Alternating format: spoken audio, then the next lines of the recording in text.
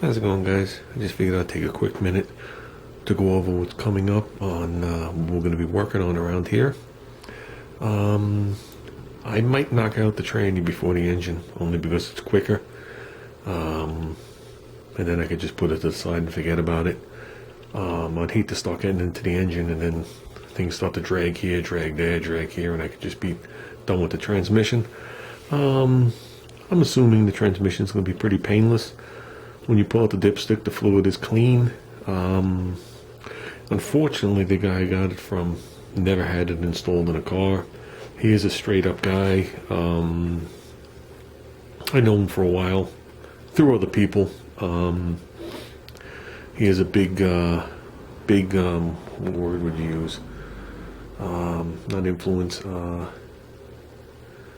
He's very active in the AMC community. How's that?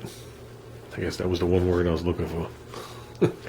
But make a long story short, I was looking for a tranny. He stepped up. He had the tranny. Gave it to me for a very good price. I went up there. I got it. He sent me pictures before I went up there to make sure. It wasn't that far, an hour and a half. But still, I've traveled further than that for junk and turned around. Like I said, very straightforward, nothing to hide type guy. Beautiful, beautiful cars. He has 70 AMX, 69 SC Rambler sitting there. With that said, talking about the transmission experience.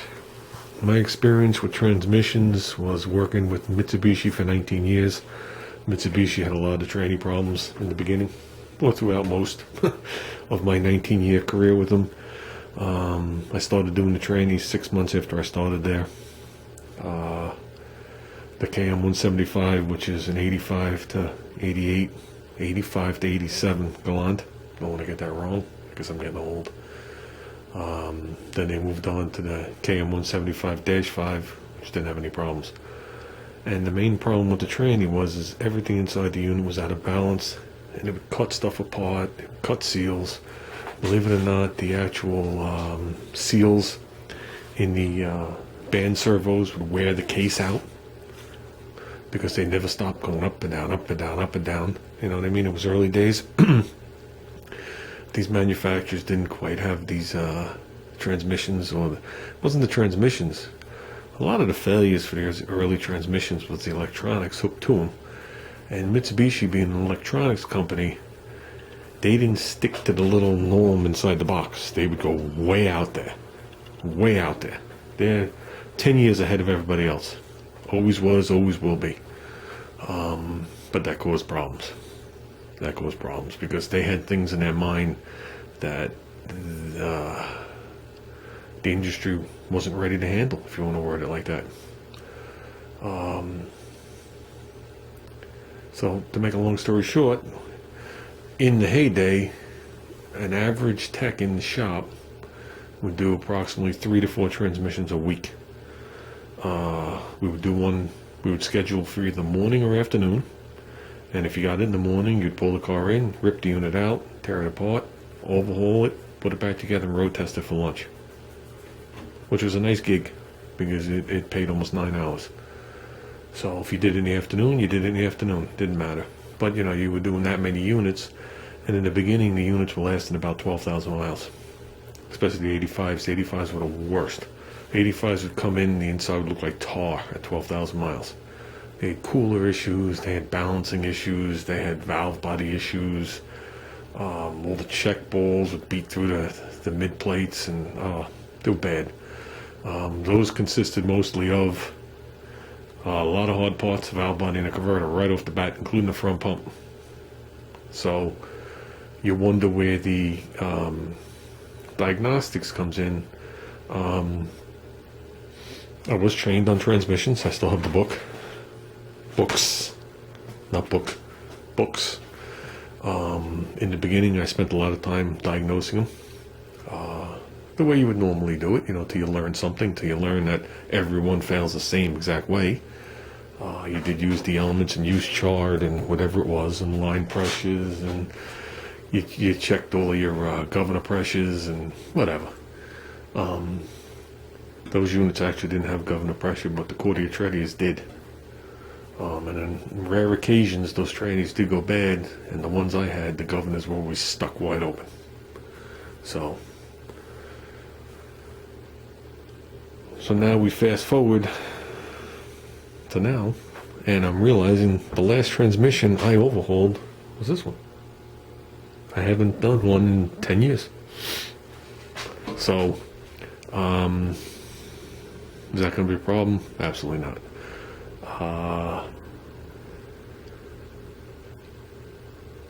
I guess the only problem is going to be is we got to get some parts here.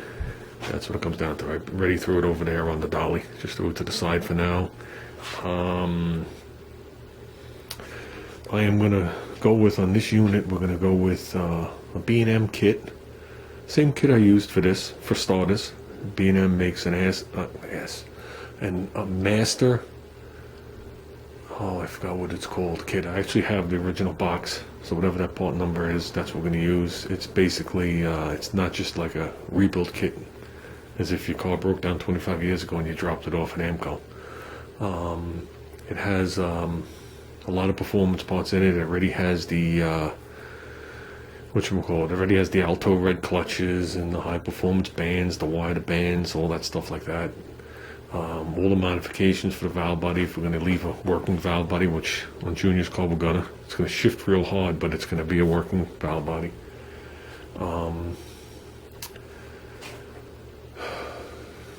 And it comes with, you know, obviously everything you need to do it. Above and beyond that kit, we're going to be getting, I dug out my paperwork from when I did the training. We are going to be getting the band strut. Now the original strut, they list here the actual thickness of it was 120 thousandths. They beef it up to 240, as you can see it's wedged up. Because when you start playing with the levers, that's what I left out when I said that. Where were we?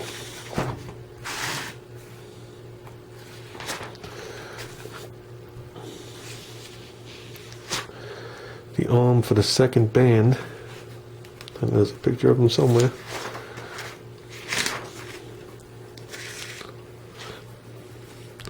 The arm for the second band, right here, B&M changes the ratio on that. I don't remember offhand the ratio difference. I thought it went from 1.3 to 1.5. I could be wrong. I'm probably definitely wrong. I'll know when I reorder it, or when I dig down that box of stuff. The problem with that is, and this is where you need to know what you have, the problem with that is it's going to bite and push that band a lot harder.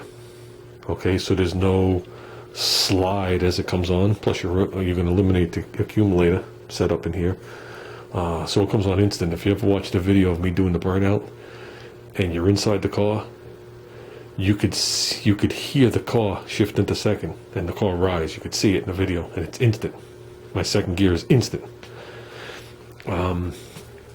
But the reason you need to know what you have inside the unit is the adjustment for the band is totally different for B&M as it would be for, say, the factory band adjustments from Chrysler or maybe other kits.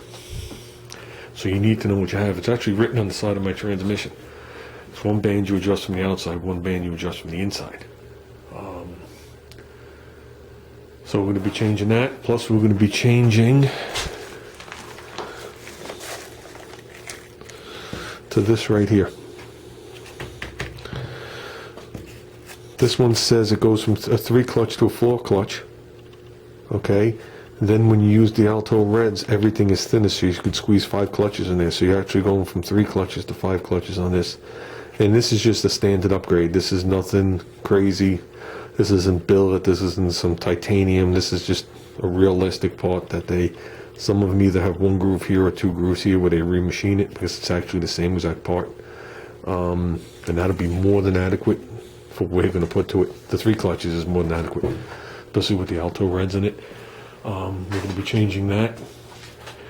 And then just some basic stuff. You'll probably see the unit done with the old oil pan on it. And then before we install it in the car, I'm going to get them a deeper pan. There's just no reason to get deep in now, because if I keep it on its bottom like that, I'm just going to scratch it all up. So the unit will be done, painted. I'll show you how to air check the unit to make sure everything's going to work. And then we'll just put it off to the side. And then we'll probably move on to the engine. So this is no way clean enough to overhaul a transmission. You got to clean. All it takes is one speck of sand or a seal rides and you're done.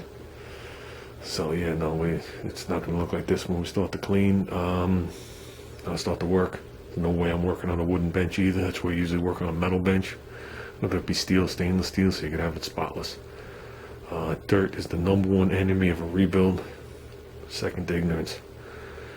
So with that said, if you're looking for a 1200 horsepower 727 rolling out of here, you're not getting it from this video.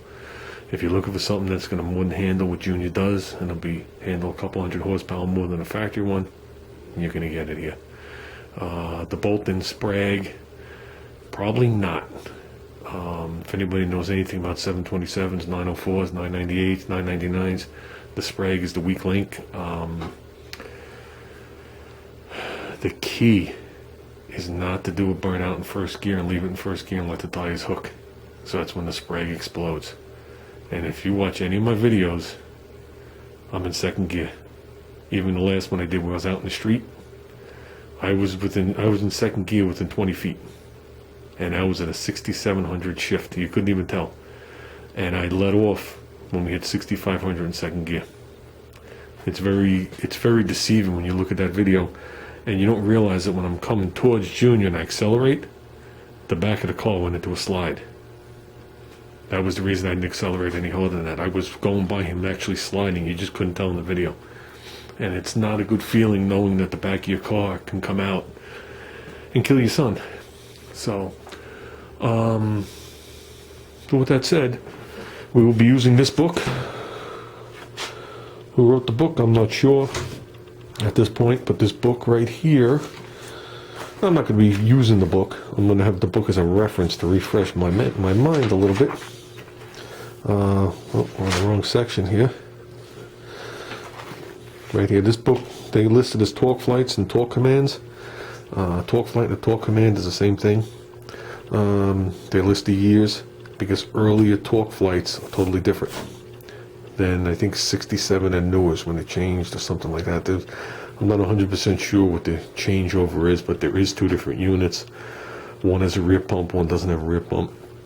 Everything we're dealing with is more of what I would classify as modern day. In other words, I was alive for it. This is a 727. 904 is pretty much the same thing, just smaller.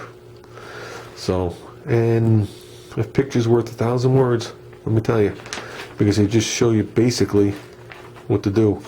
And the #1 thing is to check the end plate with dial indicator. And I'll be honest with you, after doing trannies for 19 years, when that tranny came out, tranny got cleaned, went on the bench, torque converter came out, okay? First thing I did was check end plate before I moved on. I made sure it had it, I made sure what it was, and I made sure when I was done, I still had it. Done. Because if you don't have it, you did something wrong. You're still going to be able to apply air pressure and get all your clutches and bands to come on, but something's going to catastrophically fail quickly. So, it's a couple of minute test. Right here it doesn't tell you what you're looking for, but there is going to be a variance, just like when we do clutch packs. There's going to be a clutch pack clearance we're looking for, okay? If I'm not mistaken, B&M had their own clutch pack clearances, because a clutch pack clearance and the band adjustment affects the transmission timing directly. So if you're doing modifications to the valve body, and those valves, you make those valves move, or those valves move on their own, they expect something to come on and something to come off in X amount of time, and if it doesn't, you get a binding action. Okay, so you can't have two things locked, two clutch packs locked, and a brake on. The car will skid. It's like putting it in park. And I seen it. So I witnessed that firsthand. It was not a good sight. I saw someone go first, second, block at the track. spun the car around a bunch of times. It was not a good sight. I was there for it. It was my friend driving. You know, that was not a good day. He didn't get hurt. Car didn't get hurt. He shit his drawers. And Tranny came out, and yeah, there was issues. There was some crossover issues, big time, in the valve body. But I'll try and keep it as detailed as I can as we go along. I don't want to make it a 20 long video. You know what I mean? I'd rather keep it more where like a whole video of disassembly, say a video of me putting the clutch packs together or whatever it was, a video of putting it together, and you know what I mean? Something quick. Something quicker than this video.